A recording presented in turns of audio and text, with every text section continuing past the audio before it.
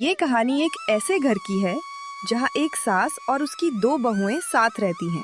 कई साल पहले ही इस घर के बुजुर्ग का देहांत हो चुका था और कुछ साल पहले आई महामारी में उसके दोनों बेटों की भी मृत्यु हो गई। अब इस घर में गंगा देवी अपनी दोनों बहुओं सुनीता और कविता के साथ रहती हैं। माँ जी, हालात अब पहले जैसे नहीं रहे। इतने साल हो गए और जो जमा पैसे थे वो भी खत्म होने लगे हैं। अगर थोड़ा सा जमीन का हिस्सा बेच दें तो घर चलाना आसान हो जाएगा। कविता, ये कैसी बात कर रही हो? वो जमीन पिताजी और दोनों भाइयों की मेहनत की निशानी है। थोड़ी परेशानी आई है तो उसे बेच देना सही नहीं। जरूरत पड़ी तो हम दूसरों के घर काम कर लेंगे, लेकिन जमीन नहीं बेचेंगे। मुझे तुमसे ऐसी उम्मीद नहीं थी कविता। सुनीता बिल्कुल ठीक कह रही है। वो जमीन तुम्हारे ससुर जी की आखिरी याद है। उसे बेचना ठीक नहीं। भगवान ने हाथ पैर दिए हैं, हम मेहनत करके घर चला लेंगे। आप चिंता मत कीजिए माँ जी। कल से मैं और कविता काम ढूंढने निकलेंगे। जो भी काम मिलेगा करेंगे, लेकिन जमीन नहीं बेचेंगे। आप बस घर संभालिए, बाकी हम देख लेंगे।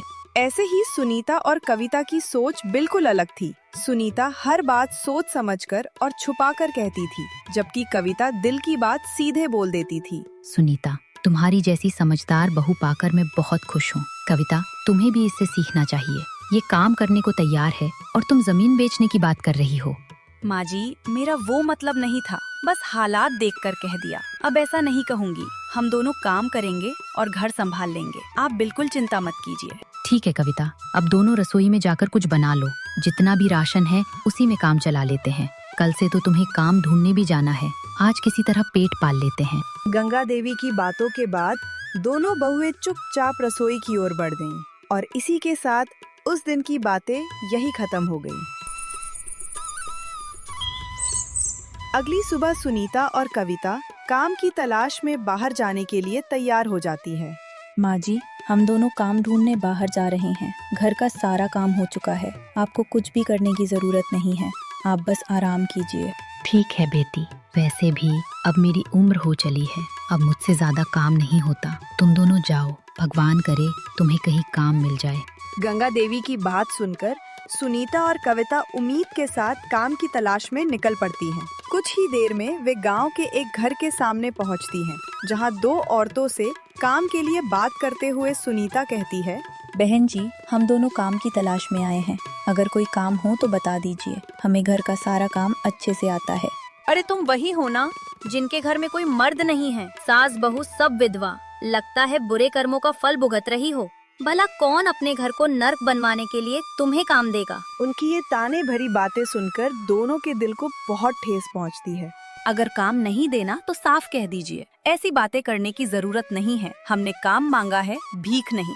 देखो तो सही, काम मांगने आई हैं और ऊपर से जवाब भी दे रही हैं। जाओ यहाँ से, कहीं और जाकर काम ढूंढो। ठीक है, हम जा रहे हैं। अपना घमंड अपने पास रखिए। हमें काम कहीं और मिल जाएगा। चलो कविता, यहाँ समय खराब करने का कोई फायदा नहीं। सुनीता यह कहकर कविता का हाथ थामे वहाँ से आगे बढ़ जाती है। कुछ दूर चलने के बाद उन्हें एक बुजुर्ग व्यक्ति दिखाई देते हैं, जिनसे उम्मीद के साथ सुनीता बात करते हुए कहती है, चाचा जी, हम दोनों काम की तलाश में हैं। अगर आपके घर कोई काम हो तो बता दीजिए। हमें घर का सारा काम आता है और कविता बहुत अच्छा खाना बनाती है। अरे बेटी, तुम दोनों रामलाल की बहुएं हो ना, जिनका बहुत साल पहले देहांत हो गया था? जी चाचा जी, लेकिन आपने हमें पहचाना कैसे? और आप हमारे ससुर जी को कैसे जानते हैं?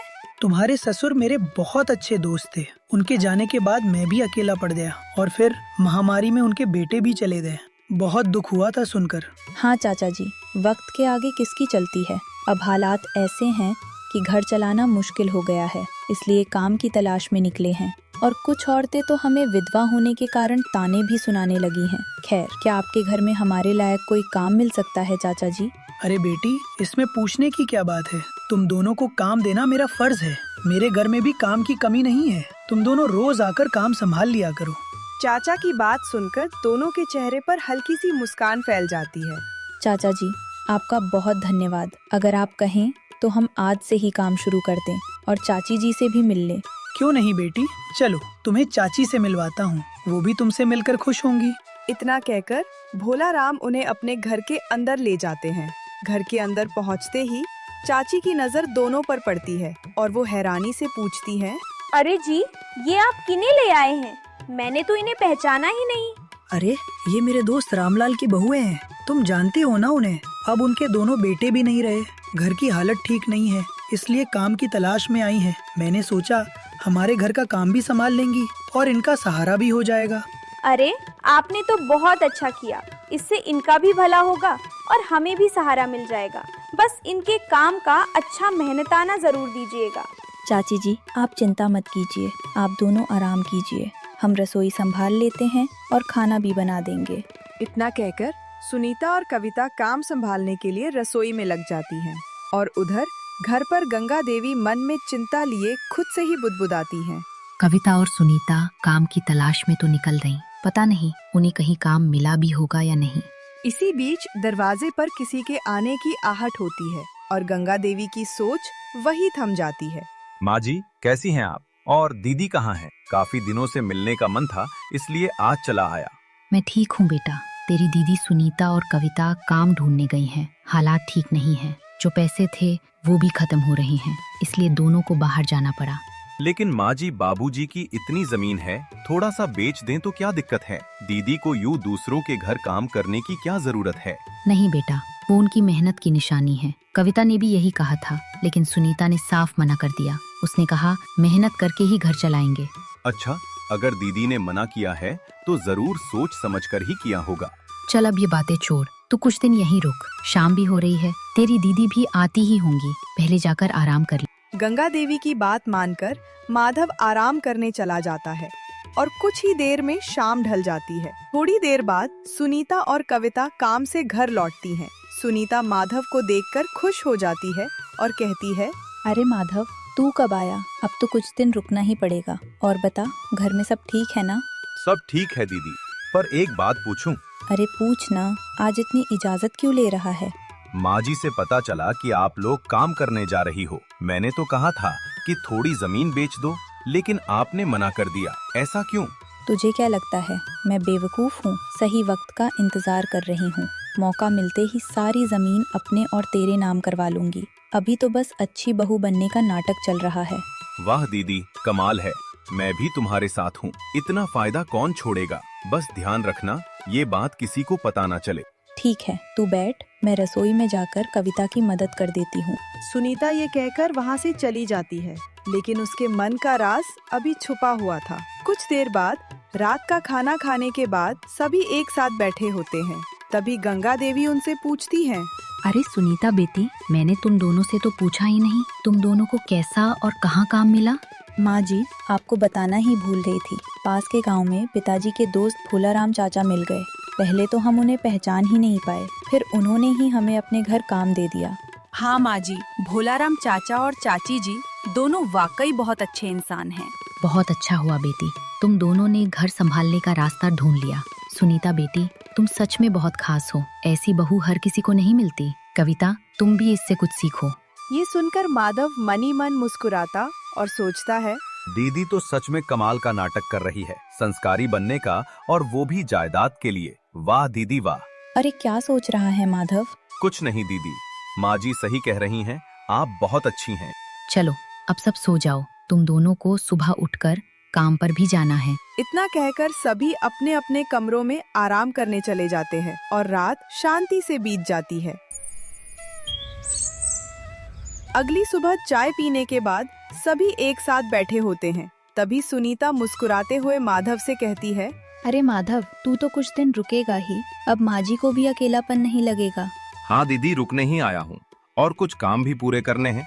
माधव की बात सुनकर सुनीता हल्का मुस्कुरा देती है। तभी कविता उत्सुक होकर पूछती है, कैसा काम माधव, हमें भी तो बताओ। अरे मजाक कर रहा है ये, अभी बातों का समय नहीं है। भोलाराम चाचा इंतजार कर रहे होंगे, बाकी बातें रात में करेंगे। हाँ बेटी, देर करना ठीक नहीं, उन्होंने तुम पर भरोसा किया है। अब तुम दोनों समय पर जाओ। ठीक है माँ जी, हम निकलते हैं। खाना मैंने बना दिया है, आप लोग समय से खा लेना, हम शाम तक लौट आएंगे। इतना कहकर सुनीता और कविता काम के लिए घर से निकल जाती हैं। माँ जी, मुझे आपसे जरूरी बात करनी है। दिन भर का काम खत्म होने के बाद सुनीता और कविता घर लौटने से पहले चाचा चाची से कहती हैं, चाचा जी, हमारा सारा काम हो गया है, खाना भी तैयार है, अब हम घर चलें। आज काफी देर हो गई। हाँ बेटी, अब तुम दोनों निकल जाओ, रात भी हो गई है और कल मैं तुम्हें काम का सारा पैसा दे दूंगा। चाचा की बात सुनकर सुनीता और कविता वहाँ से विदा लेकर अपने घर की ओर निकल पड़ती हैं। घर लौटते समय रास्ते में अचानक कुछ गांव के लड़के उनका रास्ता रोक लेते हैं। तभी उनमें से एक कहता है, अरे भाभी जरा रुकिए। हाँ कहिए, क्या बात है? आप दोनों इतनी मेहनती हो, कभी हमारे घर भी आ जाया करो, सेवा के पैसे भी मिल जाएंगे। उनकी ऐसी गंदी बातें सुनकर सुनीता और कविता को गुस्सा आ जाता है। शर्म नहीं आती तुम्हें? रास्ते में बहुओं को छेड़ते हो। तुम जैसे लोगों से बात करना भी बेकार है। इतना कहकर सुनीता कविता का हाथ पकड़कर वहाँ से बिना पीछे देखे अपने घर की ओर चल पड़ती हैं। घर पहुँचते ही दोनों देखती हैं कि गंगा देवी कुछ नाराज और परेशान सी बैठी हैं। तभी सुनीता उनसे पूछती है, माँ जी, आप इतने गुस्से में क्यों हैं? क्या बात है, मुझे बताइए। अब मासूम बनने का नाटक मत कर सुनीता, तेरी सच्चाई मुझे पता चल चुकी है। माँ जी, आप क्या कह रही हैं? मुझे कुछ समझ नहीं आ रहा। अब ये नौटंकी बंद कर, मैं तेरे झांसे में नहीं आने वाली। माँ जी, आखिर हुआ क्या है, हमें साफ साफ बताइए। ठीक है, सुनो। आज सुबह जब तुम दोनों काम पर गई थीं, तब माँ जी, मुझे आपसे जरूरी बात करनी है। हाँ बेटा, बताओ। आज तो तुमसे आराम से बातें होंगी। माधव सुनीता की सच्चाई गंगा देवी को बता देता है ताकि परिवार में आगे कोई बड़ी समस्या ना खड़ी हो। दीदी मुझे माफ कर देना, लेकिन मैं घर टूटता नहीं देख सकता था। सुनीता, मैंने तुझ पर सबसे ज्यादा भरोसा किया, लेकिन तूने मुझे धोखा दिया। आज बहुत दुख हो रहा है। गंगा देवी की बातें सुनकर सुनीता को अपनी गलती का एहसास हो जाता है। माँ जी, मुझे माफ कर दीजिए, मुझसे बहुत बड़ी गलती हो गई। अब ऐसा कभी नहीं होगा। ठीक है बेटी, गलती मान लेना ही सबसे बड़ी बात है। अगर हम प्यार से रहेंगे तो घर खुशियों से भरा रहेगा। सुनीता को अपनी भूल समझ आ जाती है। गंगा देवी उसे माफ कर देती हैं और माधव की समझदारी से परिवार फिर से खुशियों से भर जाता है।